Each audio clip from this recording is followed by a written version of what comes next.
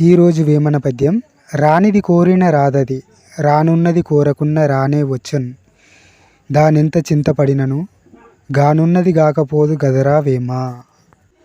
ఈ పద్య భావం ఏంటంటే, రానిది కోరిన రాదది అంటే నీది కానప్పుడు ఎంత కోరుకున్నా ఎంత ప్రయత్నం చేసినా అది నీకు చేరదని.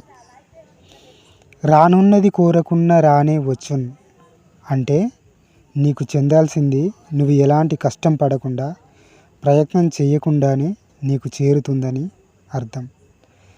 దానెంత చింతపడినను అంటే దానికోసం నువ్వెంత బాధపడినా కష్టపడినా గానున్నది గాకపోదు గదరా వేమ అంటే ఏదైతే అది జరగాలో అది నువ్వెంత ఆపడానికి ప్రయత్నించినా అది జరగక మానదని ఈ పద్యంలోని వేమన గారు చెప్పారు.